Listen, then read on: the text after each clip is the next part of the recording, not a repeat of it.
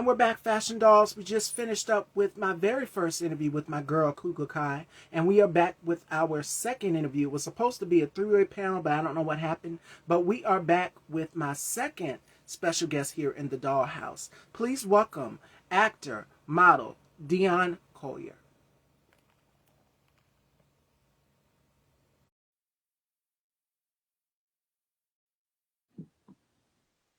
Hello. Hello, Stevie. How are you?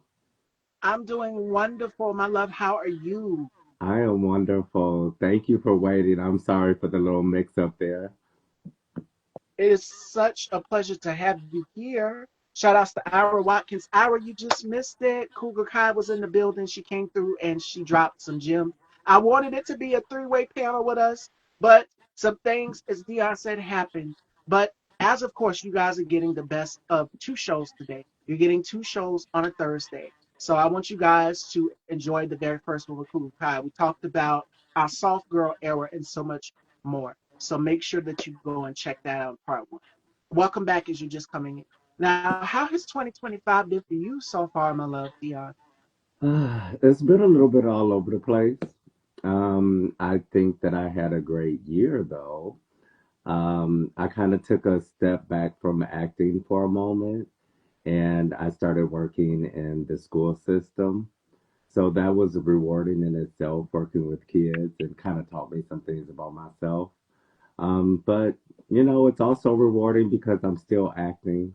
I'm still doing what I sought out to do. So I've been able to work on some projects this year and it's getting a little more busy this summer. So it's been pretty nice. I can't complain. I've been comfortable. And speaking of that, you said working on some things. It's Emmy season. You guys know that the Emmys is coming up, so things are definitely starting to pick up. Now, with it being Emmy season, who are you wishing gets their Emmy? Who are you manifesting gets their Emmy and their just due that you had You your know eye what? This is going to sound so bad, but I have not really been keeping an eye out on it like I should. I'm totally going to watch the awards, but as far as like everyone who's nominated and that kind of thing, I'm not exactly sure who is. But I'm usually just kind of a fan. I usually don't have someone that I'm completely rooting for. To be honest on? with you, like, I've been acting for a while now. So it gets to a point where I don't know if I idolize people or I follow people so much. It's sort of like they'll do something and it may be inspirational to me. Or I might meet Mm. them in person and they're inspirational to me. I know that's kind of like off the subject of the awards, but what I'm saying is I don't keep up with it probably in that way like I used to when I was younger because I'm so engulfed into it. And that definitely makes sense. For me, who I'm manifesting in, I'm pretty sure you can agree. This woman has done the work. I would say Angela Bassett. Oh Long overdue. yeah. I want more for her. See, I wanted I to want say more. Angela, but I wasn't sure if she was even a contender this year. I want her to be. I mean, she played just recently did a role where she played a president, and we had a woman that ran for president. And she said it could Hmm. happen. So by Hmm. seeing masters and creators as writers and producers get out here and write things that we're manifesting come to life and have Angela Bassett portray it because she's portrayed so many powerful women from Yeah. Tina Turner to Bernadine and Waiting to Yeah. Exhale. I mean, the list goes on and on. Betty Shabazz. I mean, the list goes Yeah. on and on. Catherine Jackson. She's Excellent. played so many pivotal women, and I say that it's long overdue for her. So that's who I'm manifesting. Not just Angela Bassett, but more. Shirley Ralph is another one. She's already got hers. But I want Angela to be up there with Cheryl, with Whoopi Hmm. Goldberg, with all of these women who have Hmm. gotten their image. Hmm. I totally agree. And so that's my manifestation. She deserves it. She's been consistent over her years. Now, speaking of being consistent, you yourself, I want to get into your story, Dion. Tell us, Oh, who is Dion Collier?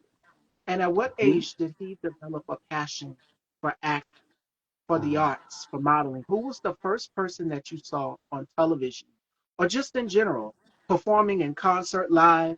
Like my guest yesterday that I had on the show, I had Justin Long, and he said that at a young age he saw Patti LaBelle. He was the only black kid in that audience of in a sea of white people, and she noticed him. Patti LaBelle was the first artist that he went to go see, and it was like in the 70s. So Hmm.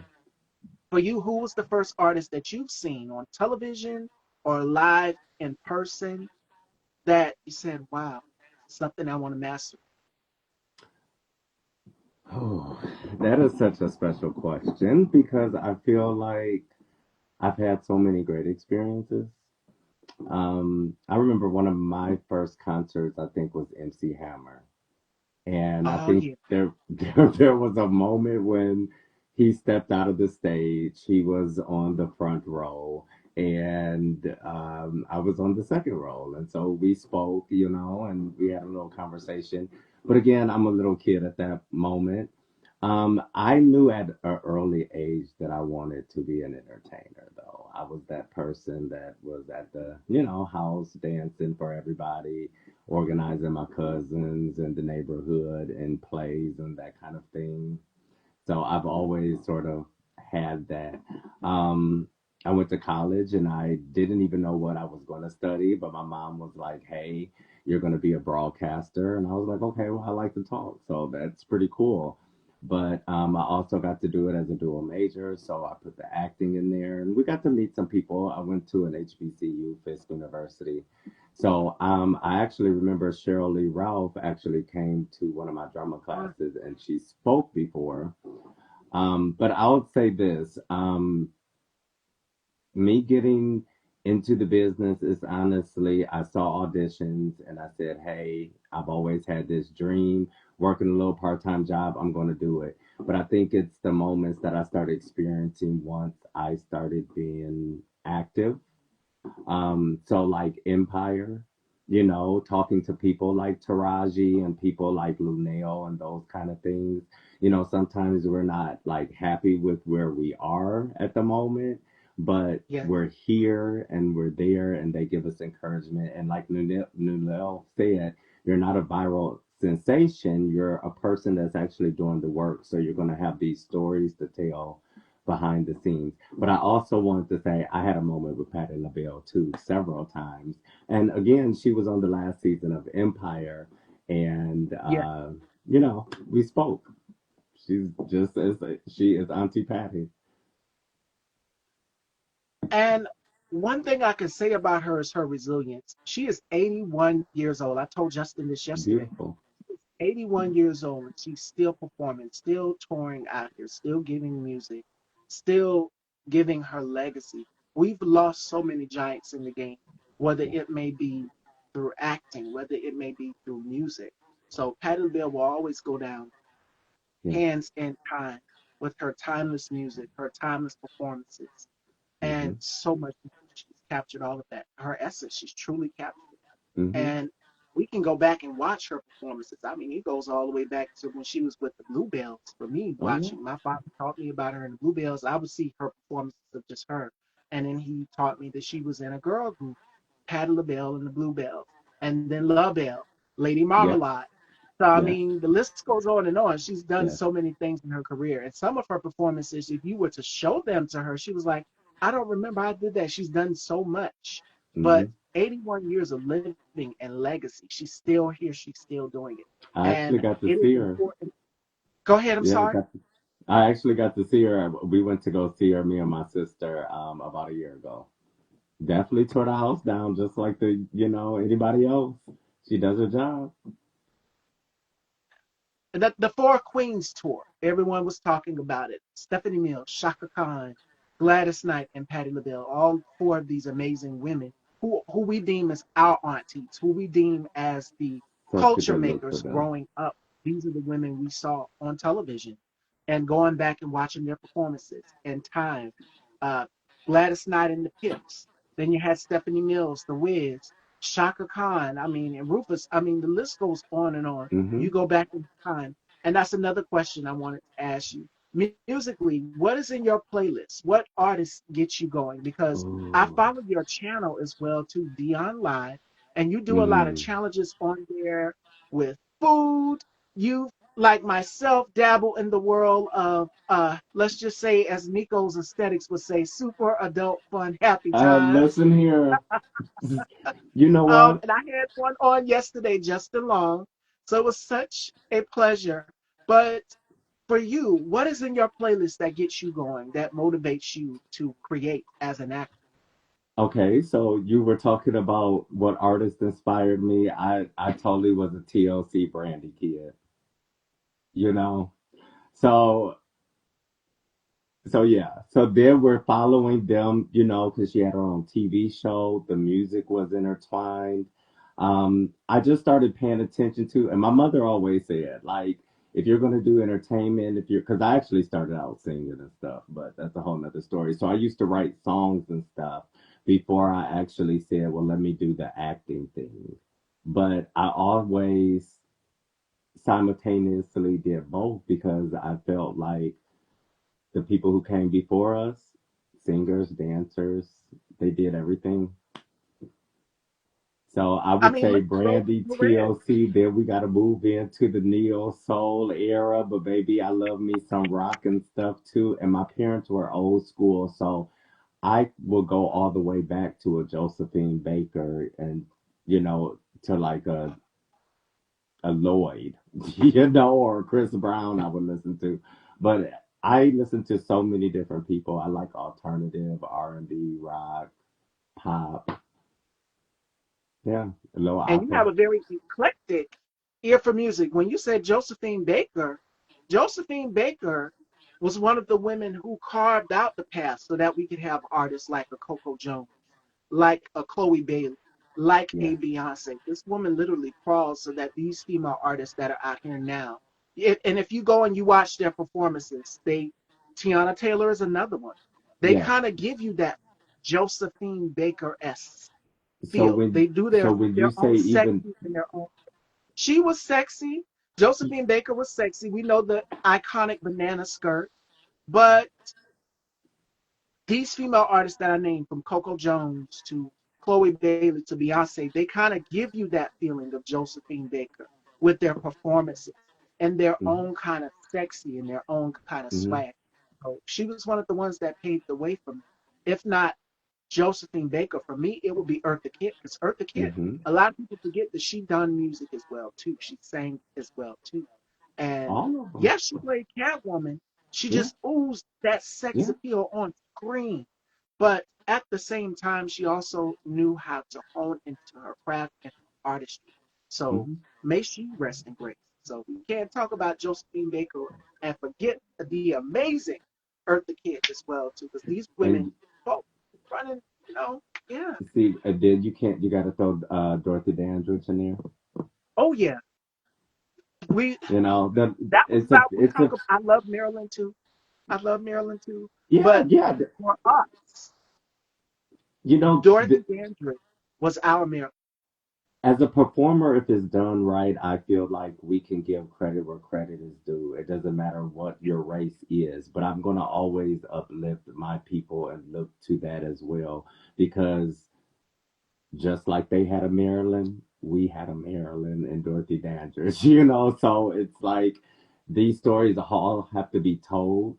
And I guess sometimes even working on sets and I'm meeting different people, there's so many people that's been working 10, 15, 20 years and they never get that moment that's like, oh, here's a moment where everybody knows them, but they're working and they keep the show and productions going.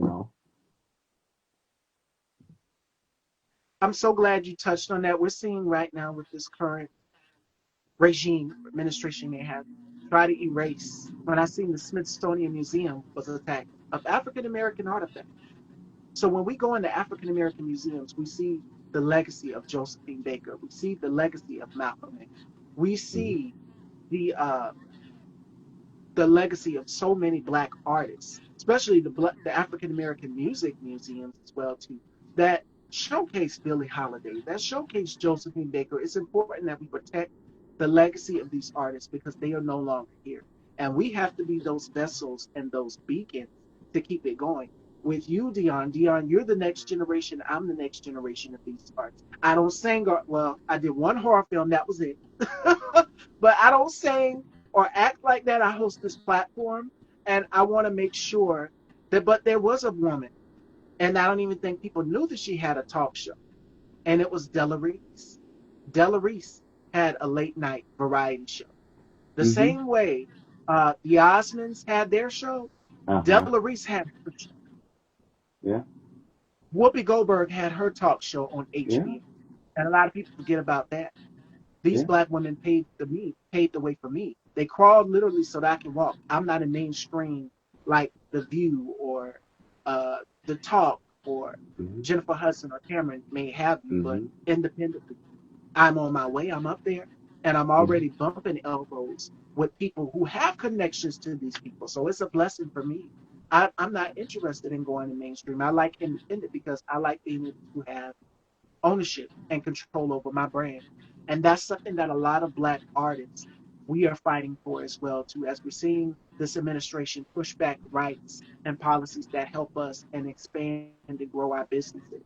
And I think for us as Black creatives, that was something that I wanted to ask you too, Dion, because you do full reviews on your channel, you do the super adult film Happy History, and you do so much more on your channel.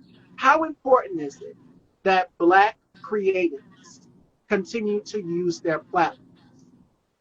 Okay, so let me just address my adult happy fun time.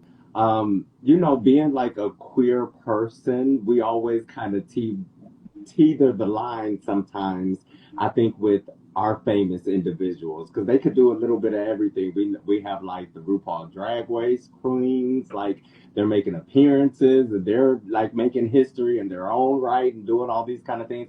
So I know a lot of these individuals, and so I'm like, hey, let's tell your story and we'll go that route. So that's what that part is. As far as the snack crate era, I that was an interesting era, and it was a time for me to learn. Yes, I'm the black guy on the snack crate videos, which they got very popular, and like I think 2018 they started going viral. We had like I think 2 million views like on our second one, and so it just started climbing from that, and they made it sort of like a reality. So when we talk about Josephine Baker, I actually got to. They took us to Paris. We filmed over in Paris, and so I got to go to And Follies and the place. And I had talked about Josephine Baker, so them showing me these places was also like, oh my God. But I will say those snack reviews, being that they were commercials and a lot of them was my creative control, so I did a lot of improv with that. I would, be with the director and we would kind of decide on certain things. It was the first time that I think I was in that position to actually have a voice in production. And so I think we did over 60 videos. I was a part of like the original cast and I stayed until the end. So by the time the pandemic happened, we were over. And I take that back. We started filming, I think, in 2016 because we did like 4 or 5 seasons of those videos. Um, but yeah, it was an interesting time. I learned a lot more about business. So when you say we can own our own things, I think sometimes that I would love to be that person, right? So me working, even doing production on like Chicago Med and Shameless, some of these other shows, I would get some of the extras and I would be like, you guys, we can make TikTok videos and we could do this and do that. But like, everybody has to want that drive. But I do feel like you keep playing with your content and making your content work, it's going to push out and you're going to find an audience that likes it. As far as like the commercial work that I was doing, I started seeing the bigger checks. Even me working on like Empire and stuff, that I would make like a few hundred a day, But my commercials, I can come in and do 3 hours and get paid 10,000. So it was totally different, but also contracts, buyouts. You really leave the content there when you do it. You don't really own the rights to it. So a lot of my comedic timing with my snack videos, when you say who maybe influenced me commercially, then I would do the Wayans brothers. I would do Jamie Foxx. I would do even some of the women like Regina Hall and Wendy Raquel Robinson, and Oh yeah. just the ones who had like a bubbly personality influenced me. And it's amazing to learn from these women that you just named, from Regina Hall to Wendy Raquel Robinson. They've been in the game for a long time. They're vets at this. And it is key and crucial that we keep impacting and inspiring the next generation that comes before us. So for them to be able to work with you, to encourage you, and also motivate you along the way, it is just awesome. And I could go on and on. We got Regina Hall, we got Wendy Raquel, we got Tasha Smith, we've got Tia Oh, Mowry, let Mara. me just interrupt you for 2 seconds. Tasha Smith, wonderful. And so that's another thing that you learn is people being nice. I'll say this, and no shade to Taraji. I knew I was gonna love Taraji when I met her. I thought this is gonna be my big sis, right? And I feel like she put me in position to get some of the little parts that I had in the show. I actually was Hakeem's stand-in, but I also played her office assistant, not Portia, which was her personal assistant. If you always look behind Portia, you'll see me, right? But when I met her, she was sweet to me. Tasha Smith walked right up to me and was like, "Hi, Booski." I'm like, "Can I get a picture?" She's like, "Yes." Let me also tell you somebody who is just lovely. Debbie Allen, but Felicia Rashad. Okay. I walked right past Felicia, and I Ooh, the like, queen. it's like you see your mother or something for a second, and she had this glow That's about Claire her. Huxtable. Yeah. Yeah. So like those are the kind of moments I'm like, wow. And she was just receiving because again, she had already saw this show. She already saw my 2 seconds on the show, so she knew exactly who I was and I didn't even have to, it was just like a humbling experience. So people pay attention. They just want to see what you gonna do. Mm. Sometimes they And might not never say nothing. she pays attention, and she not only that, but she will give you an encouraging word. If not Felicia Rashad, her sister Debbie Allen is the same exact way. But These yeah. women are vets. They've been in the game for a long time. And I'm not even going to go back since.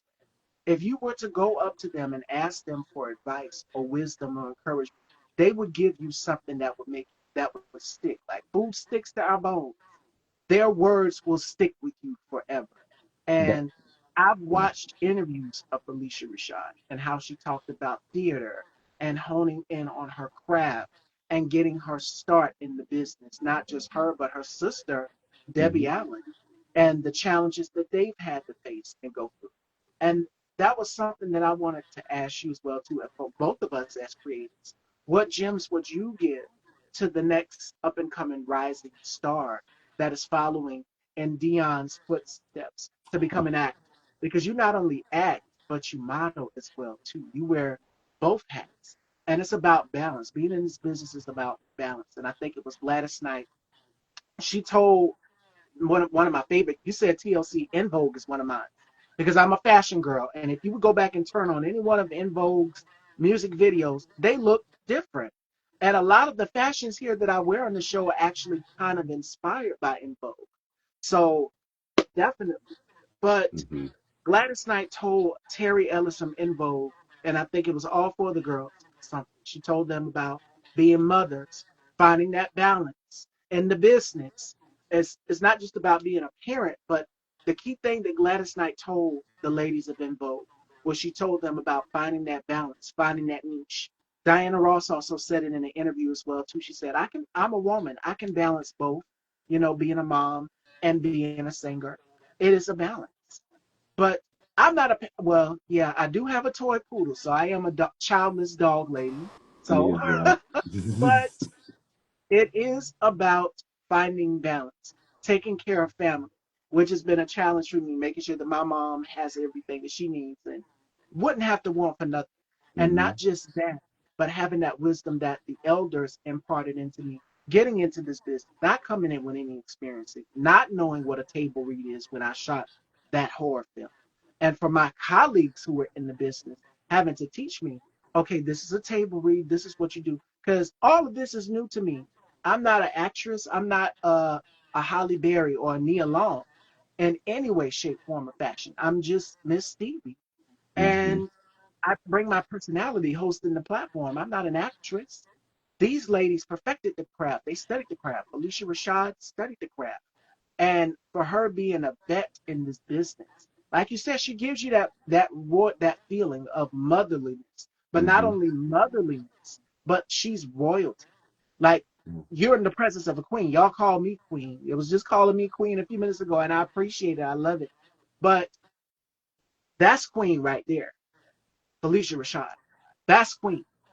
So I've seen this woman literally sit in seminars, Dion, and give students who are in the arts, in dramatic theaters, uh, gems on what they can do to become a great actor, gems on what they can do to how to nail this, get the part. So many things I've seen her talk about throughout her career, highlights and time, and for the rise of Black arts in theaters. And that's something that I wanted to touch on with you as well, too, being an artist. We're now seeing the rise and the increase of, it's been there, but Black actors, creators, writers in Broadway of color like never before. Othello with Denzel Washington, and I'm pretty sure you saw it, Dion, and a few others. What do you think about the increase of Black artists in the arts as it pertains to theater? Well, I think it's beautiful. I think it's um it's something that isn't foreign to us though, because we've done it for such a long time, but we are starting to produce our own productions and things more. And before I started doing TV, there was my theater moment, my theater years. So I definitely understand putting together a stage, tearing apart a stage, forgetting all your words while you're on stage, and because you know the material of the scene you improv it. I think I bring a lot of that to when I'm improving live on a show and it's being taped, because I know that it has to keep rolling. Um, Yes, so let's go on. yeah, I think it's very important that we just are able to show all aspects of ourselves and our creativity. And yeah, I am just excited that there's more people behind the scenes. There's more writers. There's more directors. Um, and actually, I'm just excited that I I want to work with some of them. Um, but as far as like what would I tell a creative? Trust your own mind. I think a lot of times, see, we're creatives, we're dreamers, and so I think before I have a moment where I go out and I do the work, I have like maybe a whole year where I'm kind of like in la la land a lot, where I'm writing a lot, I'm just kind of brainstorming, I'm thinking, and then all of a sudden there's this rush of like motivation that's like, you're strong, go and hit it hard. And so at the beginning of all of this, any gig that I would get, or was offered, yes, I can do it. I can do it, and I can do it, and I can do it. What I've learned, I still get psyched out. I still have auditions where I feel like I'm tense. But the best things that I've had are those moments where it looks like I let my shoulder down and I was just in the moment. Like especially like if it's an improv type of thing or if it's a theater type of thing, you have to kind of just lay it on the stage. And I think those are the best moments because it comes off authentic. And that's what the audience really wants. And when we talk about Felicia Rashad and Debbie, they're not just powerful and strong women and they don't just give us gems. They're just fun to be around too. And like I love sitting around on set, just listening to old stories about Mm. some of the actors, some of the projects they worked on. I just kind of engulf that kind of stuff. I'm very curious to like sit. Like I said with Mario Van Peebles, he directed a couple of shows that I worked on, and I had lunch with him. You know, he invited me to sit with him at lunch, and I mean, just some of his stories, I just was in awe, and I just wanted to soak it in. You know, but you meet certain people and they just exude a light. And I think with me, I want to be a light when people see me, when I don't want to be complaining all the time.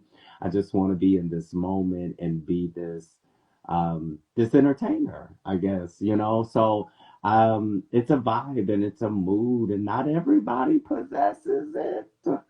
But the ones who do, and the ones who can own in on it, they did their job. They're Absolutely. wonderful. And it's all about the passion you have inside of you. And Hmm. I tell people this all the time: live life through fire.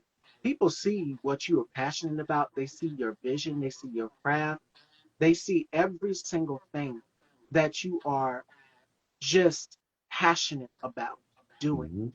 and bringing to life as creatives. If you have a dream for writing, get out here. There's so many courses out here that can help you if you want to become a writer or a director or a producer. And I think Hmm. with if you want to go to the soap opera side, shows like Beyond the Gates is making that happen. I And we're hear. seeing this because I mean, if you were to go and watch All My Children or General Hospital, and it was actress Debbie Morgan, and I can't remember the actor's name, the other male actor's name on the show for them, Hmm. but they Hmm. were that character that we saw that when we were watching was a General Hospital, All My Children, one of them. We were included in these spaces as well too. Hmm. So that was just the tipping. And let's not And forget now we Diane have Carroll before them. Diane Carroll and Dynasty. Devereaux. Yes, Dominique Devereaux. Yeah. The champagne is burnt down. Yeah. Yes, yes, yes. We can't Yes. forget about her. She is one of my ultimate style icons. So Diane Carroll is unforgettable. She said I Hmm. wanted to do something. We seen her on a different world with Patti LaBelle. We were talking about Patti LaBelle, Yes. and they were both Yes. had a rivalry on the show, but people I used to mistaken it. love Patty's acting. Yes, Yeah. out all night. I mean, they gave us everything, and to see Diane Carroll and Patti LaBelle both on the show together, bringing their humor and wit, Hmm. and then for her to go from a different world to Dynasty. No, it was Dynasty Hmm. before, and then yeah, a different world and Dynasty both would have been out at the same time, like in the '80s, It was in the leading up. same era.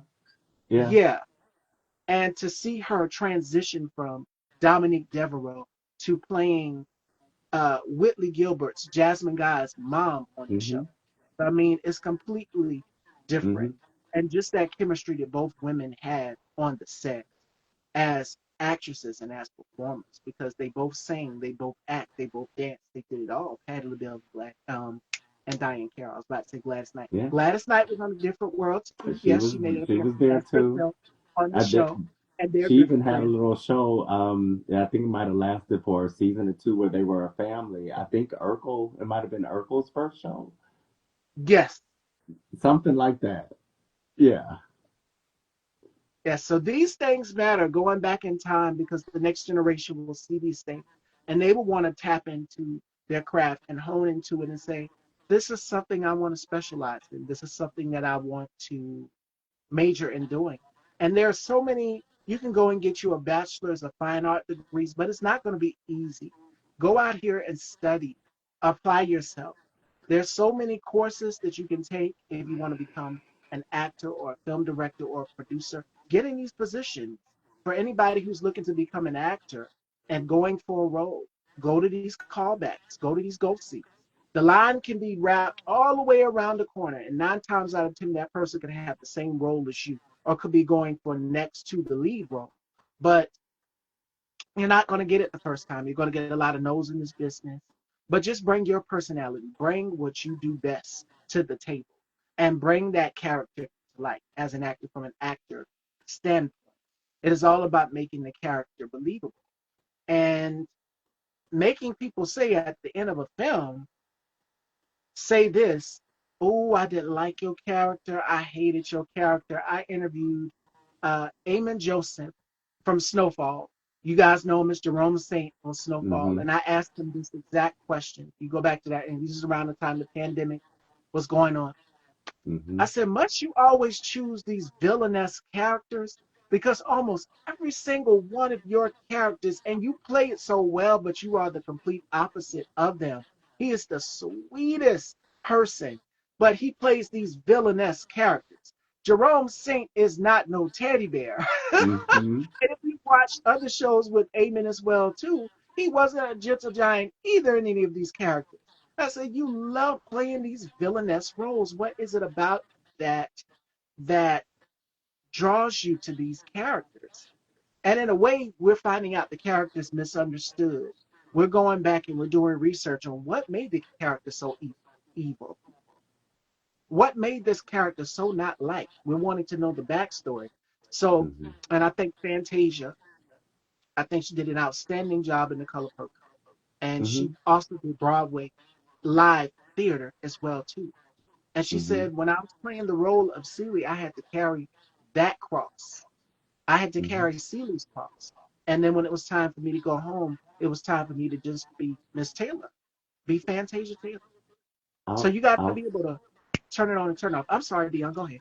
that's okay, but I'll say this. I almost feel like every production that I've had a long um, run on or worked on, I feel like you do become your character, you know?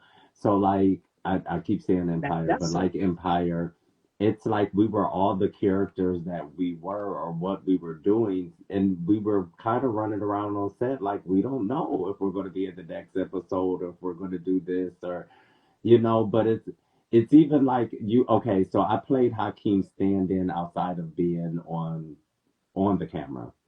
And so you would almost see maybe if he had two girlfriends, there might have been a little tension on set because it's like they were over, like they each had their own like rah-rah team. And I think they just made the environment like that. So it's almost like you stayed in that character the whole time. So when they say like I get into character, it's a totally different experience than oh I'm just doing the research. It's also like you have to feel it too. So also when you gave your advice to up and coming actors, yeah, yeah. do the book work, but also go to that audition if you can at 8 o'clock in the morning and then go to class at 11 and then maybe go to your other job. Like you gotta be that kind of person, I think, for the first few years, moving around and taking opportunities because you're going to get out here and people are going to look and say, what experience do you have? You might be book smart, you might have, followed the curriculum, but do you have experience? Sometimes when you get on set, people want people. Well, they do. They want people that are easy to work with and that are going to do the job. And they basically kind of know the cues and things. So even me doing a lot of extra work, there were scenes where like the main actor was here, the camera's here. I got to squeeze in between here and make it look natural. So they look for that kind of stuff, people that are easy to work with. So again, don't get so in your head. Just live in that moment, like a lot of people tell me, even though I get in my head sometimes. And get out of your own way. That's the thing with Yeah, all of us is get out of your own way because you'll be yeah, stuck there. Again, you are being a vessel. You're having to carry this character's cross and put on the shoes of this character, mm, literally, and bring it to life yeah, on screen. And once it's done, it's like a release. You could do something that is a little bit out of your element as an actor on set, on the film. And the producer will be like, okay, you good after you done shot the shot? You good? Okay. If you need to take a break, do so. There have been actors who literally have had outer body experiences while mm-hmm, portraying a character. And yeah, you know who I'm gonna say. The late Heath Ledger is an example of that mm-hmm, because him portraying the Joker, he went there like you said in the stuff to the characters. How's other characters? I mean, he really went there. mm-hmm, But we have to be so careful not to be so caught up in it to the point we lose sight of us. I'm no longer the character. I'm no longer the Joker. I am Heath Ledger. May he rest in grace. So I mean, you got to be able to separate the two and turn it on and turn it off. And a lot of actors, method actors, are genius at doing that. And I've seen so many. Like Eamon Joseph does it perfectly. How he plays Jerome Snape on Snowfall, and y'all see him on there. And then you see him as this big goofball because he's so funny. He does things behind the scenes. But it's like turn it on, turn it off. And then being able to have fun in between takes. That's Hmm. what it's Oh, about. oh Yeah. yeah. Like we always were laughing and giggling. I would even crack jokes and stuff and, get the room to laughing. But you know what? I think the thing too is you study that script and that character. And I'm still working on it because I think sometimes that dialogue just be in my head. And so I do feel I am that character sometimes, But yeah, you do have to do some healthy things just outside. You have to have some sort of lifestyle. I'm trying to figure that out where we're talking about, families and all this stuff. Because to be honest with you, all I wanted to do was make it. Like all I wanted to do was be the superstar. I didn't think about family and these kind of things. But now that I'm getting Yeah. older, that's something that is becoming a thing in my life. So I'm trying to figure out the balance and I'm trying to figure out what's important to me. I will say this dream sits very high though, and also the word you used, legacy. Because one thing that I don't like and it bothers me is even like in relationships if a woman is to marry a man and he's a superstar as well, sometimes she takes a back and she raised the kids. And so then there might be a decade where there's no movies. Let's say Jada Pinkett Smith, for example. There was maybe like 8 years where there was no Jada movies. Now we're coming off of Woo and all these other kind of movies that she was doing, not to mention A Different World and all these things, right? So we remember her a certain way. It's like I still want you to keep your legacy going, and that's just me. But I think it's just very important. And when I then you talk about music, I look at the Tina Turners and I look at like Patti LaBelle. What's so inspiration about them is not even just the music; it's how they came back. They always come back with a comeback and it's fresh and it's new. So I think that's the most important thing. And I think that's when people pat you on the back and say, that's a boss right there because you keep inventing yourself and you just keep coming back. And that's what you got to do is keep reinventing yourself as an actor, as a performer. It's going to be something different each time. It's going to be a different delivery each time. And I think that it is key and crucial for us as performers, as creative, to keep reinventing ourselves. People are going to want more. What do you have next? What are you going to have next? And I can understand that as a host of this platform. You have to bring something different. What are in your bag of tricks? And even with some of my guests, and I think Dion ask me the question too, what would this interview be about? People have their reservations. They want to know. And it is key and crucial that we ask these questions, that we look, that we foreshadow, that we guess, that we take notes, especially if you are looking to become an actor or do an interview or whatever it may be. I have done interviews where I have been nervous, nervous as a bag of gummy worms, y'all. Yeah. Like jittery And all over. But yeah, once I've done it, my guests would make me feel how I make my guests feel. of course. Um, Not my guests, but the host of the platform would make me feel how I make my guests feel. And that Hmm. is comfortable. That is at ease. Like that sigh of relief that you were saying after you get Hmm. it done. That's how it is for actors after they do a role that is tough for them. Like, I can breathe now. I can detox. And I can remember Lupita, and I always use this reference. When Lupita did the film Us, which is a horror film, Jordan Peele, she said she literally had to detox this character. The character was so toxic, she literally had to detox this character out of Hmm. her. And so that's crucial. If it's going to be harmful to my mental health, and I'm doing something that's again like an out of body experience, okay, let me pray. Let me work on this first. I need to sit and I need to be present. I need to prepare myself in the moment. and we're gonna go on ahead and we're gonna do this role. And then I'm gonna take that break again, that long awaited break or detox may have you, so that I can get back to me. Because I want to make sure that this character is believable and that I am giving my A1 all to making your vision come true. Because when that director calls cut and it's a finished product and you're ready to see yourself in theaters when they have that screening, you done your job. You done what needed to be done. Mm-hmm. So Two things I yeah. wanted to say. So, like when it came to the interview or just life, I think at a certain point, actors get protective, right? Like we Yeah. just get protective of ourselves. At first, it was like, look at me, I'm an actor. Oh my God, I'm on TV, I'm on NBC. Like now, I'm kind of like head down. Let me do the work. Let me cherish these memories. Let me make these connections. I worked on Chicago Med for 3 seasons. I did a Chicago Fire episode. It turned into Med. Yaya, um, the America's Next Top Model, played April Yeah. on the show. And for the first season, she would look at me crazy every day almost. And I would just be like, oh my God. And then sometimes, like, we thought maybe they thought us little background people was going to take their spot or something. Like, it just turned into this. I didn't realize she was studying me. Okay, she Mm. was studying me, and by the end of the season, we got to the rap party, and we were dancing, we were singing, doing karaoke, right? And it's like I felt like she challenged me at one point, so this broke the ice. She was like, "Now this song right here, this is the song right here." It was Tina Turner rolling in the deep. I said, "Oh, okay." I just jumped right on stage, and I was like, "I'm gonna be your backup," and we killed the karaoke. Next season, we're like decent friends now.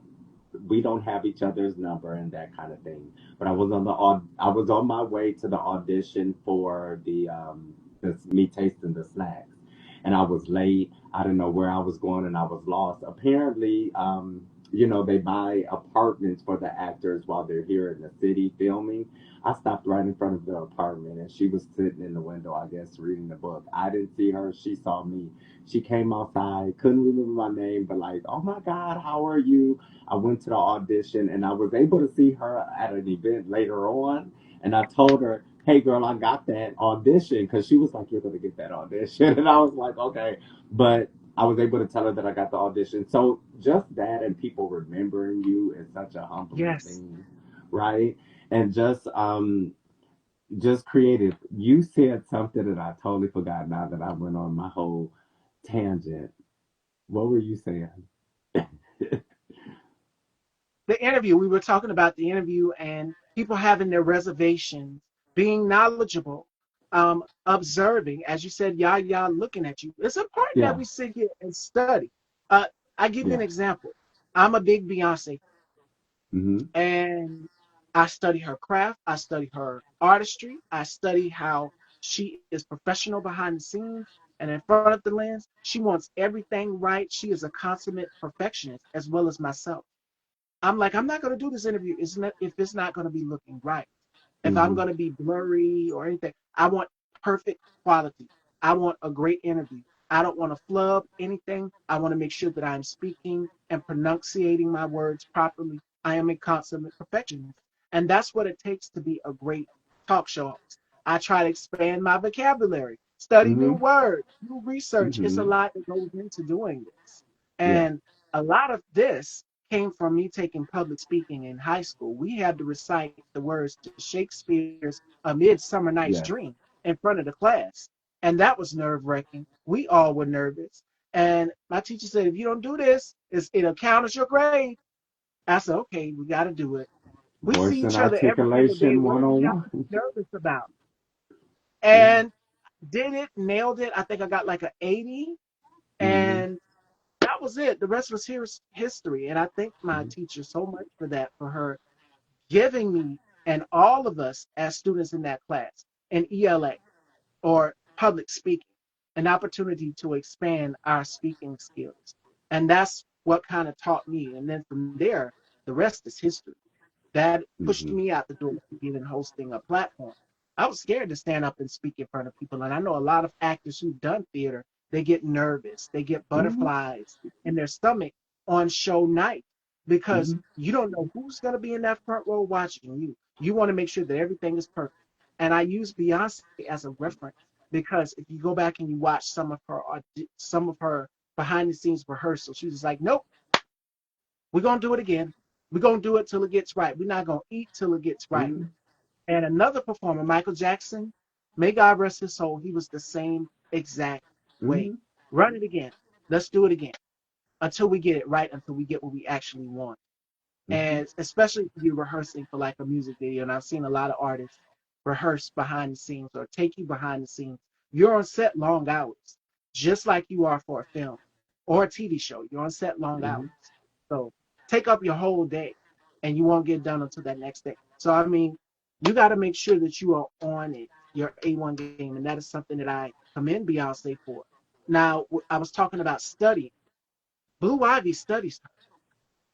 Have y'all not paid attention? Have y'all not seen Miss Blue walk out the same way her mom struts down that catwalk on the cowboy Mm-hmm. cardi? Of course she is, though. She studies her mother from Mm-hmm. head to toe. Mm-hmm. The The same best role as model to have.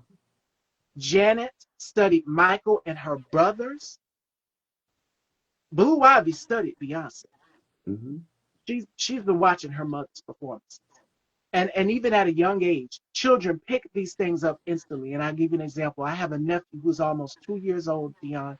He knows sign language. Yeah. Yeah. He knows how to say, "I've had enough." He knows how to Mm-hmm. say, "This is too much." That's And the fine. daycare teacher was thinking that something is wrong with him, like he couldn't walk. My brother's wife said, "You know he can walk, right?" So he's trying to pull one over on the But daycare but the but daycare I'll teacher. say this: it takes a special parent to actually recognize those strengths in their Oh yeah, child, and to actually scope those things. Because I will say, I feel like my mother's like, "You're going to go to school, you're going to do this, you're going to do that," but she yeah, knew I liked to write. She knew I liked to sing. You know, so she would give me a book of Langston Hughes poems, and like in kindergarten, I'm learning all of this poetry, these Negro poetry, and Negro spirituals and all these kind of things. And I start writing my own stuff. Then I started printing out Motown lyrics. And I started breaking down how the song is put together. And then I'm going to put a bridge here and I'm going to do this. So, yeah, you do study and you pull the crap from other people. What you were saying a little bit earlier is leaving it all on the stage. So I've been doing a lot of TV work, but a couple of years while the pandemic was going on, I did go back to doing a play. I did a play, and you know what it is? But it's also kind of like modeling to me. I get real nervous and I get anxious on this other side of the stage. But as soon as that light hits and you hit that corner, it's kind of like let it go, and you let it go. And I think as an actor though, especially like with TV, because sometimes it's ongoing, you're playing that character over and over, you have to kind of know when that era is over. I think you can drive yourself crazy if it's like when I was doing the snack crate commercials I did for 5 years. Dion was my character in the commercials, but it was also me, right? So I also took it up here with that character. Like I was a little more goofy and I probably said a little more outlandish things, even though I'm like that in person. But I had to also realize that I'm not living this character as well. Like with the production wrapped, it's over now. It's a memory. It's time to move on to the next project. So kind of letting it go and engulfing yourself, like you say, in something else and then getting back to a new project. yes. And make sure that you are sticking true. And it's all about humility as well too. When you're getting into character, when you're on Hmm. set, you sometimes have to practice the art of stillness. And who was it that said that? It was Jackie Harris, and we know her as Sandra on 227. And she was saying Hmm. you have to sit in that moment. Before going into character, practice the art of still. Make sure that you are sticking true to who you are, and then boom, you go right into character. And And to that's be just from honest, the art of reflection and the art of stillness. Yeah. and to touch on that, I honestly, and this could just be me, I know other people are different. I'm almost like, and most things don't even talk to me. Like, and so I understand, like, when a main star is kind of going over their lines and they're doing this, it's kind of like leave them alone because they're like trying to get into Oh yeah. that character. When I'm going right in stage, I know I've been with other, like if I'm in a chorus line or something and they're just chitter chattery, I get real like, please hush, like because I'm in a zone here. So it doesn't matter if the gig is a small itty bitty gig or if it's a big gig. It's this rush. I got to be a backup dancer for Kanye West on his Dime Day tour, and like I never danced in front of 60,000 people before, so I just knew Oh I'm no. going to fall off a stage or something. Or But it anything was could such happen. Right. listen, but it was such a, and then it's like he got all these other things out here, like other dancers and cars and stuff because he made it look like a whole city, the tour. But again, I think it's just letting it all go and just getting out there and doing it.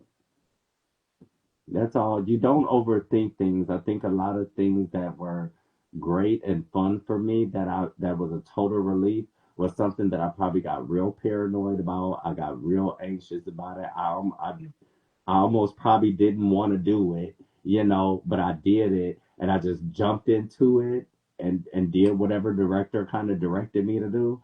And it turned out to be some of the greatest stuff, for my little repertoire. So I say just get out there and don't overthink yourself. Don't take yourself so seriously. I get tired of seeing a lot of Hollywood superficial people taking themselves too seriously when I think it's about the moments you're creating and the connections you're creating and how people are going to remember you. Like you say, when you leave, I want people to say, Dion showed up and he did his job. That's all I need. Absolutely. Absolutely. So before we get to our games, Yes. my last question I wanted to ask you was what's next in the chapter for Dion Collier? Because each and every one of us every day as artists, as creatives, as producers, as directors, we are always reinventing ourselves. We touched on this earlier. Reinvention and coming back again, or rejuvenation, shall I say. What is next in your chapter for you? What are you writing in your chapter? What's next? And what are you Okay. manifesting? Um, I got a little bit of everything going on. I'm actually going to be going back to education. For this upcoming school year, but I'm also deciding on two agents that I want to sign with. So, new management, because I do a lot by myself. I want to continue doing a lot by myself, but I also want an agent over here in my corner because I think that's very Yeah, important, you know. So I'm working on that. I'm also going to keep building my YouTube channel. So this is what I ultimately want to create. Amber Rose had a show. I don't know if you remember. I'm sorry that I'm bringing up Amber Rose because I know some people yeah, have canceled her. But she had a show that was produced by Dr. Phil on VH1, where she would bring in some of the rappers and she would bring in some of the adult happy fun people and they would just sit and have these conversations, right? And I'm like, yeah, I want me a night show where like I can have adult conversation, but yet I can have goofy fun conversation. We might even throw some skits or something in there. So that's something that I'm kind of ultimately working with as far as this YouTube stuff is concerned.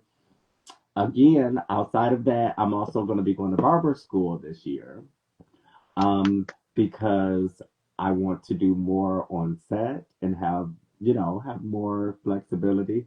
So I'll be doing yeah, some of the celebrity styling. I have a couple of friends, of course, they cut all the hair like in Chicago, all the Chicago shows that film here. My friend Marcus, he's like my mentor, and my girl Katrina, she's doing the makeup on The Shy right now.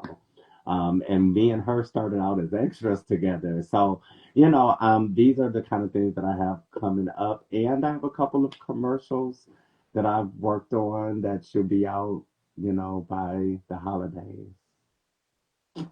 So yeah, I kind of am all over the place still all over the place, but Your working. chapter's not done yet. It's a lot Yeah. more to come. It's a lot more to come, and I'm proud of you for going forth Thank over it. you. It's not easy for us as creatives, especially for us having our channel, having our if you act, having your acting career, having to do it's a lot.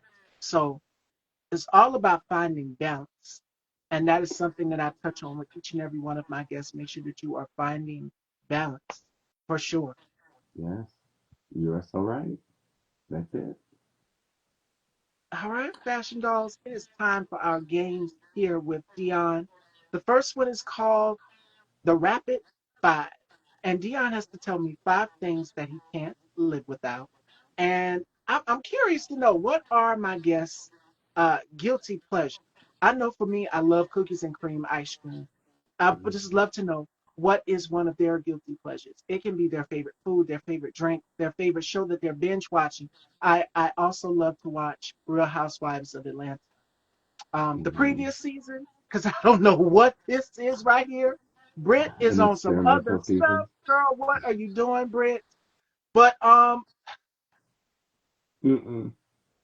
what are some of your guilty pleasures? What are the five things that you can't live without? Oh man, this is so tough. But of course, music. I need a good playlist. Um, because I don't go a day without music. Seafood. I love seafood, and I could substitute everything for seafood. Um, Well, I need my phone because I am such a social media person, even though I don't want to be these days, but I have to know what's going on in the world. This is tough. I never thought about this. I need my doggy, so my dog Oh, Eddie. And lastly, I need a good pair of Crocs at all times because even when I'm on set and they give me some bogus shoes, I take them off and I put on my Crocs while I'm walking around on set. So that I know, they're so random. they're so relaxing. I wear mines around the house Yes. when I'm out running errands. So you're gonna see me them in them 9 times out of 10. They're Oh yeah. so comfortable. So Yes. all right, Fashion Dolls, those are Dion's guilty pleasures, or the rapid five, shall we say. It's time to turn those tables. Now, yesterday you saw as one of my guests I had on the show, Justin Long, had me tongue tied at the end of the interview. So you guys have to go back and check that out. But now it is time for me to pass the microphone down to my guest today, Dion. And Dion is going to get to be able to host my show and ask me some questions on life, fashion, passion, goals, family, whatever he wants to know. And then I see a lot of new viewers. Hi, Ambre. Hi, Brianna. Welcome as you're coming in, ladies. For my new viewers, to get Hello. to know a little bit about me through Dion's question. All right? So take it away. Mhm. Okay. So, out of all the things you could have done in entertainment, what made you decide you wanted to be a host? My personality. I I mean, I love talk shows. I love talk shows. Everybody had their flavor. It's like everybody cooked their own version of gumbo and they Hmm. added their own little something, something. You mentioned seafood. Somebody gonna put shrimp in theirs. I mean, like the talk shows that I watched growing up was Jenny Jones, Ricky Hmm. Lake, Montel Williams, Rolanda Watts. Hmm. Of course, we can't forget Oprah. Oprah was Hmm. syndicated. And another one of the talk shows that I would watch, Tempest. A lot of people forget that Tempest, Vanessa on the Cosby Show, she had a talk show and it was so many out. It was at a time, Queen Latifah. So I mean, the list goes on and on.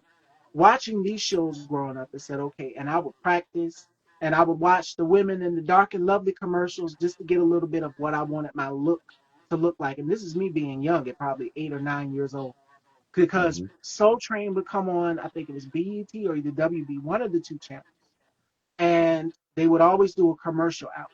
And I would watch the hair commercials, the dark and lovely commercials. And I was like, okay, I want to look like that girl on the box. And then we would flip to another channel. It would be Jenny Jones. Jenny Jones and Carmen Sandiego. Those were the shows that I would watch growing up. And then, of course, a lot of Nickelodeon. Figure It Out, all the game Yeah, shows. And I'm like, okay, this looks of fun. course. I want to do it.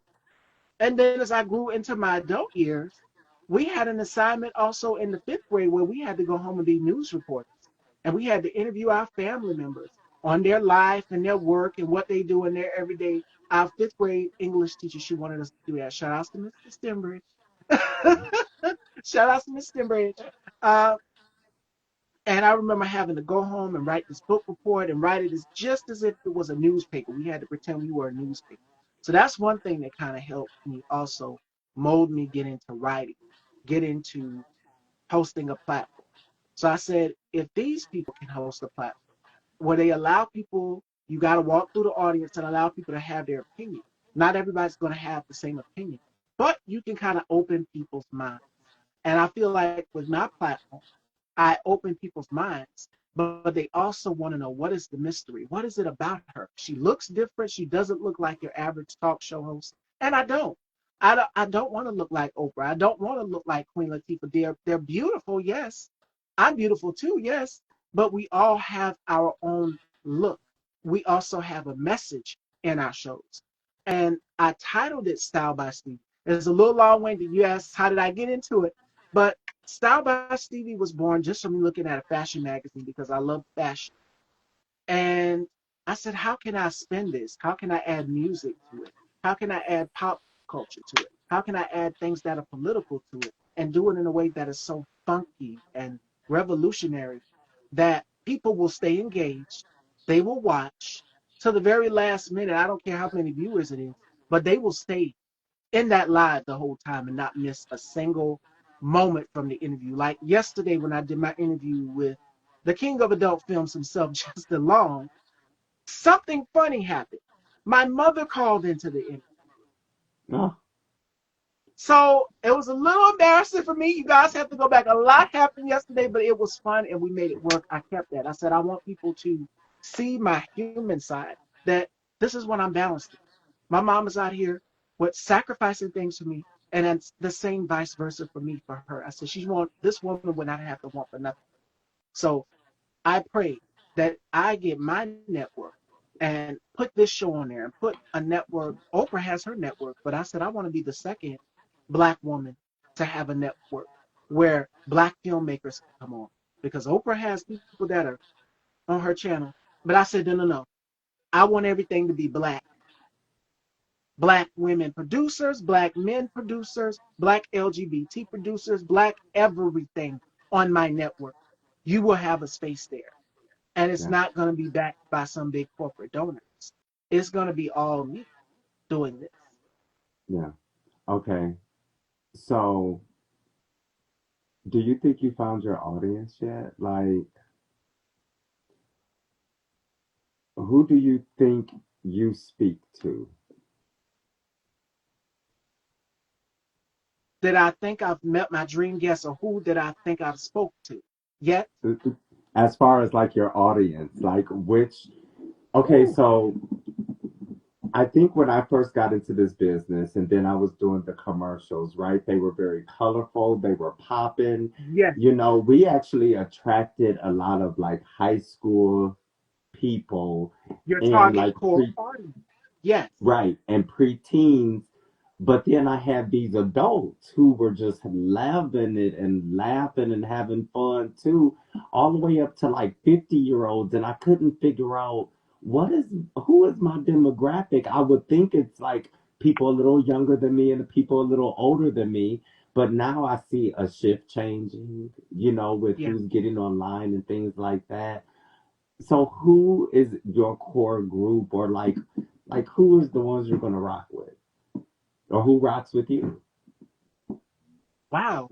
Uh, Before it was all women. I wanted this show to be targeted specifically to just women because it was fashion, it was makeup, it was hair. But I said I gotta expand. Style by Stevie is not just about fashion or beauty. When people see it, they like, yeah, she's in vogue, she's got it, da, da, da, da, da. But I want people to see that there's so much more to it. They think fashion instantly because of style. Style is fashion, you're in style. But there's also more to it. My underlying message. Uh, and I want people to take away from this. So the demographic for my platform, I would say, would mostly be women, different age ranges, maybe 20s, 30s, 40s, and so forth and so on, 50s and up. Because I've sat with all of them from every age bracket. I'm 31, and a lot of people would not believe that. Well, how do you sound so eloquent and so Hmm. prepared? Growing up, growing up, when you've experienced life and so many things, you develop a certain maturity about yourself. Because our parents would always tell us, grow up. But I would say Yes. women and men somehow watch the show as well too, especially when I do my girl talk panels.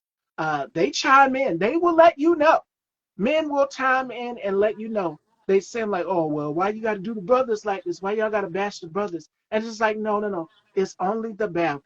So I had to clarify. Yes, I love black men. I love black men over here, and I have proclaimed my love for black men, and I'm going to keep continuing to love black men. But yes, it's just the bad ones that have done bad things. Like it was a football player, I can't Ray Rice, and we was tearing him up on one of the girl talk Okay. panels, and women were giving their experiences from DV abuse, I and I'm just remember like, the you story. do these Yeah. things. So I mean, I want everybody to be included. So I would say my audience is diverse. I get LGBT people. I get people from the hetero side coming on as well too. And being able to bridge that gap. I have a colleague, Dion, and I think you would love it because y'all both have a similar type of energy where Hmm. you will eat somebody up if need be. And you will let them have it. His name is Conscious TV. And Oh, me I and know. Conscious, I've heard. yes, Conscious is Yeah. my colleague. We're both from South Carolina, Okay. and we did a collaboration Why together. he's blowing up on the YouTube streets out here? Conscious did a lot of reviews. That's kind of how I got my foot in the door from watching him, watching his commentary. I'm like, how could you be so bold and out there? And then years later, we met and we did an interview the first time. This is when I had my first IG page and it got hacked. I had to start over, and I'm Conscious is one of the people that I messaged. Also, my colleague Bubs the God is another one, and my other colleague Alvin Titton's Tat and Harold and Deshaun, and so many of us. But Conscious was the one that I met, and I met Bubs through Conscious. I met Reckless Logic through Conscious. Conscious did a lot of reviews on our girl, T.S. Madison, when she had the Queen's Court, the Queen Uh Supreme huh. Court. He did a lot of reviews on that, Oh, a you lot of know I'm reviews into that. I know. Housewives. He did a lot of Hmm. reviews on reality, everything. And he did it in a way where it was so funny you'd be on the floor in stitches. I'm just like, how could he be so bold and say the things? Because at a time where I was like, I don't want to get canceled, I don't want my career to be in jeopardy. Conscious does not care. And that's what I love about him. And I said, let me adopt that same mentality, but I can't take his formula.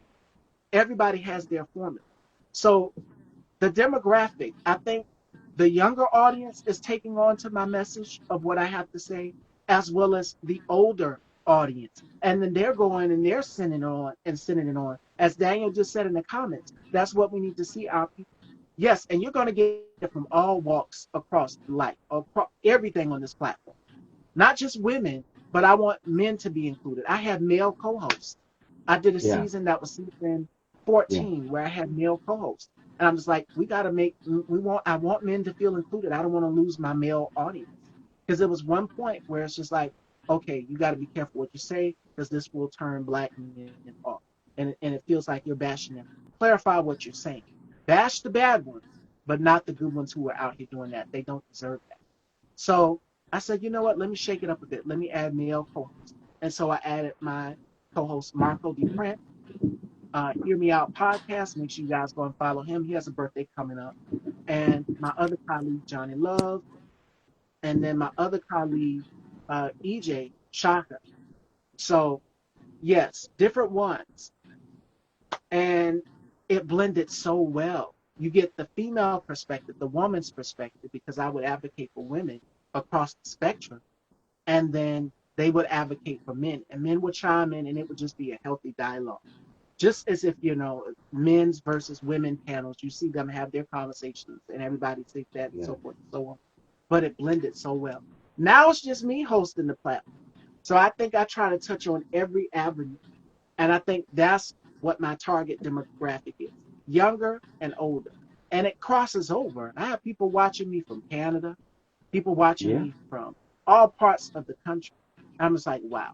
So small audience, I could have more. They're just like, you need more viewers. I'm like, it's not about the views for me. I don't care about how many views. It could be an audience of 15 people. I want my message to get across to the masses. And that is that we need more Black filmmakers, Black creators, Black collective of every. So You that's know it. A what? little long winded when you ask my demographic, my target demographic, but yeah, those are key. I wanted to make sure that I hit all of the marks.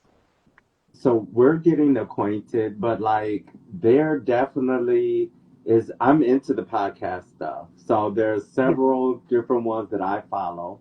Like Rodney the Voice, he's a queer man, but then I have a lot of ladies that I listen to. So it's funny when you say men, they listen to the women as well, because I enjoy it, and I find myself like even some of like your guys' catchphrases. I'm like, oh yeah, let me get my snack and let me get my coffee and sit down with you. So when I look at you, I do see like a broad audience. Mm. I like you say, okay, you appeal to the women, but if you're talking about some of these topics that you're talking about, men are going to want to listen to that too. Yes, and You they know, the do. They do. They will give their 2 cents yeah, beyond. Man, y'all and will. They will jump right in. I remember I had a girl talk to him. Or yes, I was interviewing an actress. And yeah. shout outs to comedian Damian D. He came on, interrupted the panel. I said, I don't mind. I'm not mad at all. I said we needed this. We were talking about who was it? Yeah, with Snoop Dogg going to perform it. Y'all know Okay. I've been tearing his ass up all week. Uh-huh. um, As you should. we were having a discussion. He was like, well, maybe, and Nelly. We were talking about Nelly, and he was just like, I disagree with you. And let me come up and explain my point. Nelly got the baby on the way, and I mean, he broke it down, and then I explained to him, and he listened and got it. So I mean, we got to Uh-huh. be able to have the healthy conversation. Men will chime in and let me know. They would accountability for each and every one of us across the spectrum. Tap me on the shoulder, let me know if I said something wrong or that I offended somebody or if I did anything. And that's what works. That's what Conscious does on his platform. And it's what I like to call bridging the gap. You have to be able to touch all the corners and make sure that none is missed. When you are cleaning a house from top to bottom, make sure you clean that house from top to bottom. Make sure it is spick and span. And that's something that I want to do here on my platform. I don't want nobody to feel left out. So I said, let me Yeah. include men in the conversation, and men will sound off. I could be talking about fragrances. You guys know that I love to smell good as well. And I'm always posting my scent of the day. When I had my girl Tina Marie, shout outs to her, True Meaning of Radio, on the show, men jumped in the audience and they were giving off their comments. I was thinking it's going to be more so like a woman thing, but men like to smell good too. Men like to Oh, take yeah. pride in their appearance too. And they were sounding off, listing their fragrances. I'm just like, this has never happened before. I've never seen this where men would Listen. dish on fragrances, but it's so many men in the YouTube verse that have their channels. I cannot remember his name. I think his name is Paul Reacts, and he does a lot of fragrance reviews. On TikTok, they do fragrance reviews. So they're everywhere. So you got to make sure that you're touching all of the corners of your Hmm. base so Yeah. that you can make sure that the message gets out. And that is Be- something that I've mhm. stood 10 toes down. Yes, I originally wanted Style by Stevie to be catered towards women because back in the day, Oprah was catered towards women. And men will be like, okay, y'all watching Oprah. You watch the episode of Martin where Gina and Pam were watching Oprah, and Oprah was strictly for women. And men would pick up on it like, we mad that you don't bother us right now. You watching Mhm. Oprah. Mhm. So I didn't want it to be like that, but it just somehow did. But Now I must say my audience is, like you said, broad across the spectrum. I want everybody to be included. Where we're Hmm. seeing everything being erased and stripped away from us, I want everybody to be included. And that includes queer people, indigenous people, black, any ethnicity, any marginalized group. I want to continue to keep using my platform as a focal point for them to bridge that gap. And once we Hmm. bridge that gap, we have the unhealthy conversations and the conversations that are uncomfortable. I believe we can do a whole lot better. So, I think also it's just people today, we need to hear a logical voice, you know? yes, So someone, because I think a lot of times I approach situations where I can see the bad or the good, or I can see different sides of it, or maybe a different outcome with it. So a lot yeah, of the podcasters, even if, because I have a couple that are like feminists, right? And like no shade or anything to that, but it's like, I agree with like 90% of the stuff she's talking about because it's a logical thought that she's giving, right? And it's not really negative towards anybody, it's just logical. So I think we just need logical people and people that we can relate to because sometimes you might be talking from a woman's perspective, but I can relate to some of the things that you're saying and just by putting myself into it, you know? So it doesn't always have to be like, oh, it's male centered. I think sometimes it's just what I like. I listened to a lady called Isrox, and to me, she's like my big sister. Yeah, you know, like yeah, so it's kind of like you even formulate these little dynamics with people that do this. It's like you're my bestie now, you know, like we're talking and we're communicating and things. So it's kind of like an extended family, another social part to yourself. So I say definitely keep on going. And this is my last thing of encouragement for you. A lot of the podcasters that I do watch now, they definitely been doing this for over a decade, probably yes, 15 years. I remember when I started really working in the network television programs, like I would sit and watch them on set in between takes and things. And now I'm looking at them, and this is, and I've been on set, and I'm like telling the extras and the people that I'm working with, some of them, hey, you guys, we should start our own thing. Didn't do it because we were so like, oh, I got to get this commercial, or I got to land this audition. So we're like, I'm not doing this extra stuff because it doesn't pay, but it does pay, right?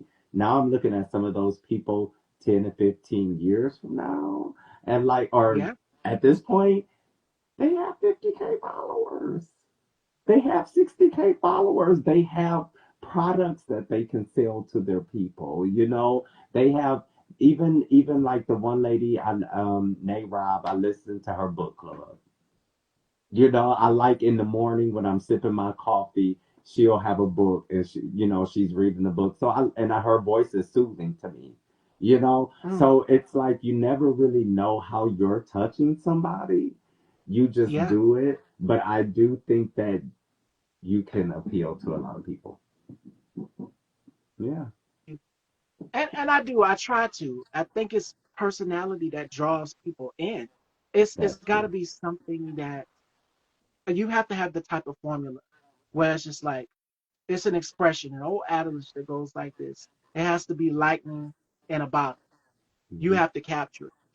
And I want to continue to keep being that formula, keep being as objective as I can, and keep making sure that all bases are covered.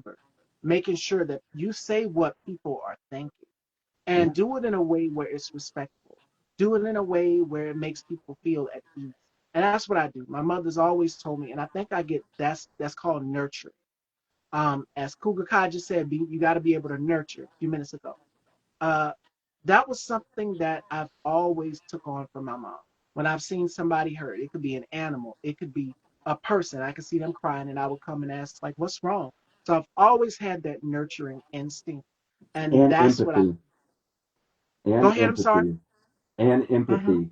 Because you have to Yeah. have empathy for the people that you're interviewing and you know, you're not judging. like what we've been through and what we're doing, it's you really want to tell the story. And so that comes off genuine. And I think as long as you keep that, you're great.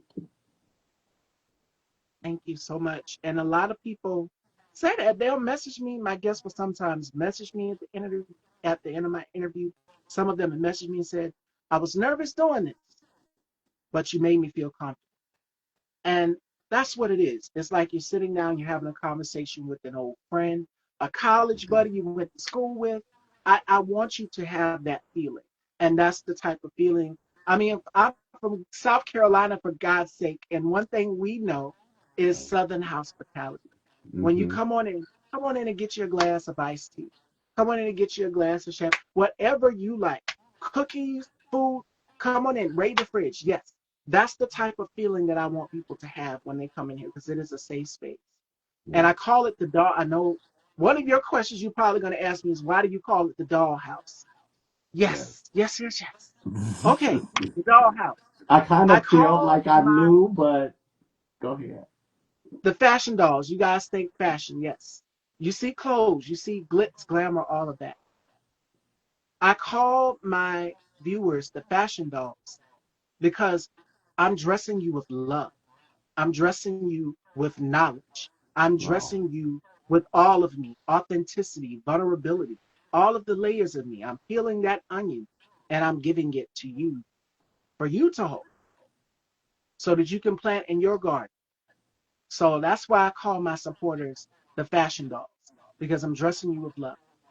And And I like want you you, to feel welcome. Yeah. sorry, like you, I do, I call my supporters shooting stars. And that's all because I think we're all shooting for something, Oh, yeah. right? So I like that. I definitely like that. Because I that was a wasn't question that expecting I it. did get. They're like, why did I you wasn't call them expecting it the that way, but it was very nice how you, yeah, I like Yeah, it. I'm dressing you with love. Yeah, you're gonna get nice fashions, but I'm allow you to go in my closet. I'm gonna dress you with this, like how we adorn kings and queens. You all are kings and queens, and I am going in my closet and I am picking something from the closet of wisdom, and I'm dressing you with that. You are dressed with love. You are dressed with knowledge. You are dressed with so many things. Because hosting a platform, you got to do research. You got to make sure that you're on top of it. It's a lot that goes into it. This is not for the weak, faint hearted.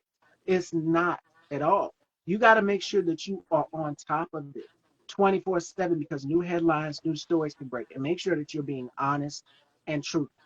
That was something that my grandmother, she told me as well too about hosting a platform. She told me put God first in everything you do and make sure that you are being counterproductive, being objective, and not only being objective, but make sure that you are being open and honest and vulnerable with people because when you show these parts of you, it shows that you are human. So yeah. But here's the thing, being a public person is something that's like amazing. And so when people say like Whitney Houston gave so much to us and we don't even realize it, like we do make sacrifices like as public people. Oh yeah. So how you show up is very important.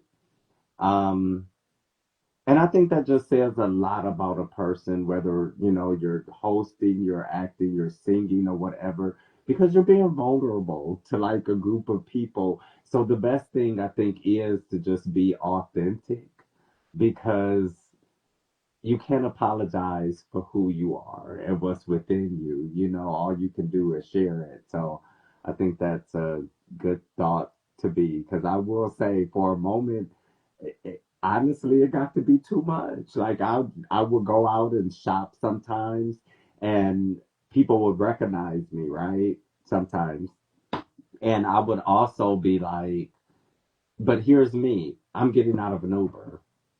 Or like I'm not in a fancy car or whatever. And not that it's a big deal, but sometimes you start to put pressure on yourself like, boy, I'm not in this place. Like I'm doing this work and people see me this way, but yet I'm still kind of living this way. And it's a thing. But then I started to feel okay because you hear so many stories about the Yes. creatives and how and what they have to do to make it. And it's like, okay, that is motivation and that's reassuring for you as a person. This is just a part of your story. And there are going to be some down moments. There's going to be a lot of down moments. But again, then we're resilient when we make that comeback. We're resilient when we say, okay, this isn't working anymore. I need to change it up. I need to add another element to it. And that's kind of where I'm learning. I'll say this, up until the pandemic, my early 30s, I could play high school people. Like I was playing high school characters and things. Now I'm in this thing of like, you're an adult. There's Michael B. Jordan, there's Aaron Pierre, there's all Yeah. these people out here. And if you think you're going to even get a small little lot, you have to perfect yourself. So I'm even in this position now where I think I got comfortable at one point, and now I'm like, I got to do more of the work. Like, and that doesn't mean just out here doing the work. That's like, I need to work on my mental, my physical, all of these things because I know I need to be strong enough when I'm out here doing the work. So we always got to take time for ourselves while we're pursuing all of this. And again, go back to the game, to the drawing board sometimes if it doesn't work. And how many times you mentioned something earlier, and I meant to say this. There has been so many times that I was booked for a gig, and the director will call me and say, and I'll be like, "Ooh, this is the one, boy. I'm about to get paid on this. I'm about to get the camera." And then all of a sudden, it's like, "Yeah, well, we decided to go in a whole different way." And I'm like, "That was gonna be my rent for the next 3, 4 months." Those kind of things we have to always like I didn't have you don't have time to sit and wallow and cry. You got to get to No. the next gig. And so when I look at the Debbie Allens and the Felicias, there's a nurturing side, there's a loving side, but there's also that auntie side where they'll say something and you be like, oh, okay, it's time to get to business. Debbie Allen, the director, is here. You know what I'm saying? Yeah. So yeah, like it's just being tapped into all of that, and making it work for yourself, like you said, balance. I'm still Absolutely. working on it because I think it's a human thing that we got to work on, but yeah. And that's the thing for each and every one of us. We still have things that we have to perfect. And we're not flawless, but we are perfectly flawed. And I said this yesterday. We all have something that we've encountered in some sort of way in our story. And it's not going to make one person better than the other. It just makes us human. It Yeah. makes us human because we've all had our experience. And I Hmm. think a lot of people can take away from that. So the final thought that I want to close today's show with, but before I give my final thought, I want Dion to give us a gem. What gem would you give to the next generation that is walking in their purpose, walking in their light, walking more so in their joy? What would you give Trust your instinct. Have on really, them? really good shoes since we're talking about fashion. And Absolutely. like a stone, just keep rolling on because it's going to keep rolling. There's nothing There's nothing that can stop you but yourself. Get out of your own way, and your gut Yeah. intuition will not lead you wrong. Dion And said you it know great. what? There's gonna be a lot of people that I don't even know if people don't believe in you. Like, if you're saying, oh, I want to be an actor and I want to be this, I think, Yeah. a lot of our people, they're used to us. They grew up with us. This is something I forgot some scholar said, you know, it's the people that you meet along the way that actually want to tell your story and to get into your story. Your home people, they're used to you. Your mom is used to you. She don't care you in a movie, But at the end of the day, it's kind of like keep on going, keep making these connections. You don't have to prove to the people that's in your past who you can be. If you're living your dreams, that's going to be motivational for them. But don't look to impress nobody but yourself, because then everybody else is gonna feel it, but you got to be satisfied with this. You really do, and don't let people discourage you from pursuing that audition or that movie, or if you're writing a script or whatever you're doing, because I think a lot of times I could see myself in different positions. You know how like a lot of artists, they say, well, I saw myself there, and so I just kept working towards that goal. Sometimes when you hear somebody that's like, oh, puts a little doubt in there. So don't leave room for doubt. Keep moving. Absolutely. And to add on to what Dion just said, today's quote talks about fear, stepping out on fear. It comes from a name in, and she says, life shrinks or expands in proportion to one's courage. I want my life to expand. I don't want mine to shrink. Because courage, when you think about courage, you think about fear. We think about uh, shrinking.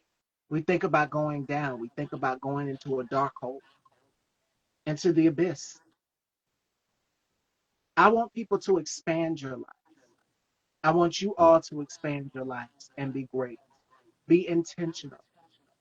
And as Dion just said, I want you all to follow your gut instinct, your gut intuition. It won't lead you wrong. Trust and believe.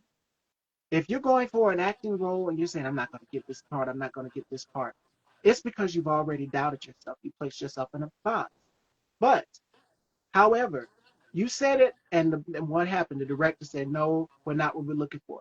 Complete turnaround, complete full 360. Few days later, you get a call back from that same director who said, no, you're not what we're looking for. It's saying you got the part. What time can you be here? So it's because you doubted yourself first. And then when you sometimes doubt yourself, you're wrong. But you have to go back and reevaluate. And I think that is key, that is crucial, that is critical for a lot of us. Because we sometimes doubt ourselves.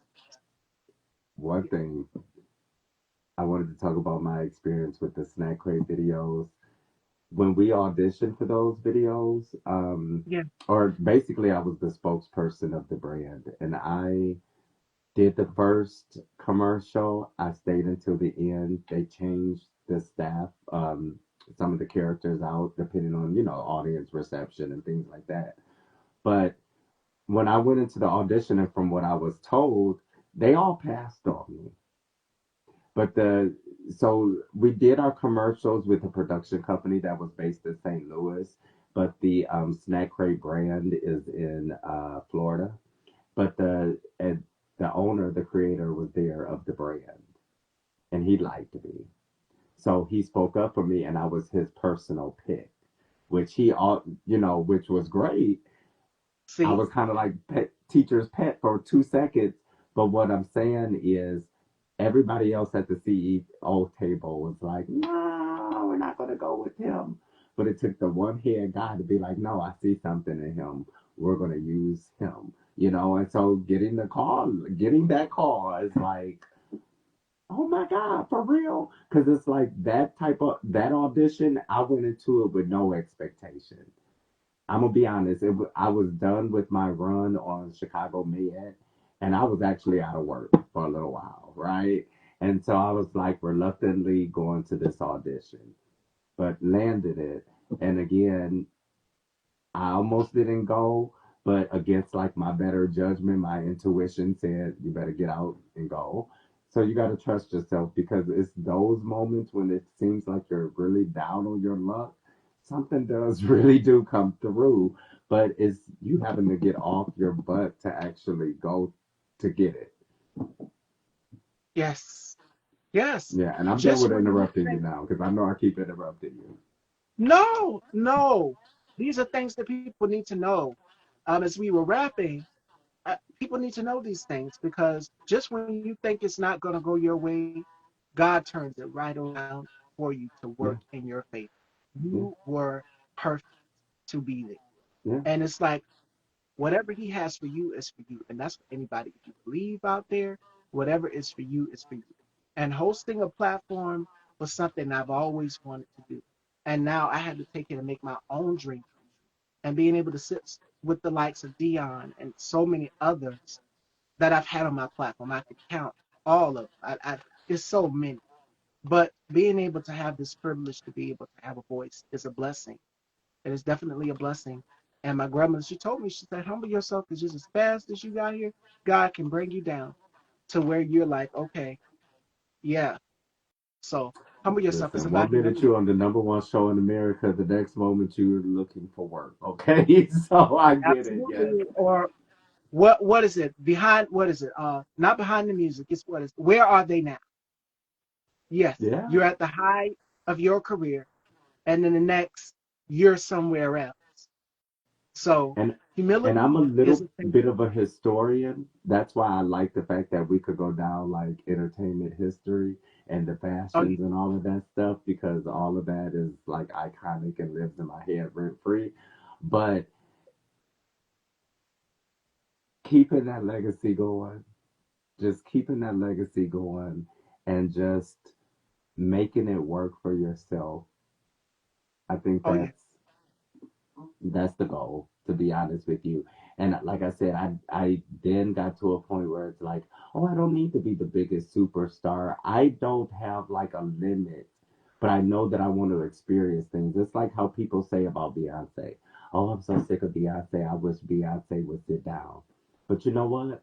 If I was Beyonce, I want to see myself flying in space. I want to be a cowboy today. I want to be under the water and be a mermaid because as a creative, you don't get like you want to do it No, all, you know? And it's like you're never really satisfied until you do, I think, for a lot of people.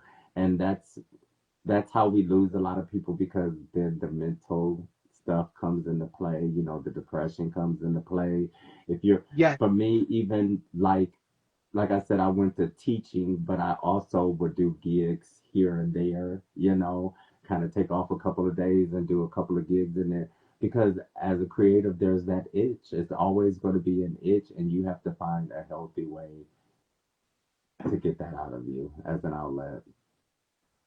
that passion, that creativity, you Yeah, have the power to create. Use that gift. Don't sit on your gift. Use that gift. use And it. that'd be my advice to anybody else as well to use your gifts Hmm. that He's given you, your talents. Don't let them just go to waste. Yeah, agreed. Without further ado, fashion doll. This was such a dynamic conversation, and I had a great time, Dion. We got to bring you back because it's like we're in sync. We're here. We understand We each can other, and I talk. I see we can talk. you guys took away from our message today as well too. So before we wrap, Dion, let everyone know where they can follow you, and we're definitely going to be chatting after this interview as well too, because this was a great conversation. For It's been a sure. great week overall of just powerful stories, and we hope you've all took something away from them. Joining me tomorrow, we have Jim Braswell, so make sure you guys tune in for that. But Dion, let everyone know where they can follow you and check you out. Okay, of course, here on Instagram and on YouTube, it's at DION_live, both spelled the same.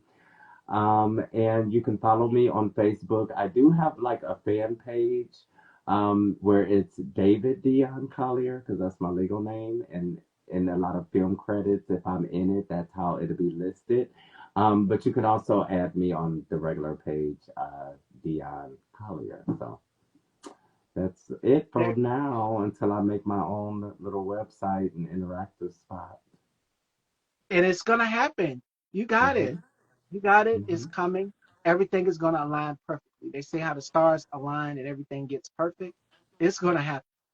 Of course it will. We're gonna keep moving, just like you will. And then again, I like to say this, in a couple of years, we're gonna just be in the same environment, moving and Yeah, shaking and doing it how we do it. But you know what I also feel? Look, you know what I also feel. But it's like you look at Real Housewives, right?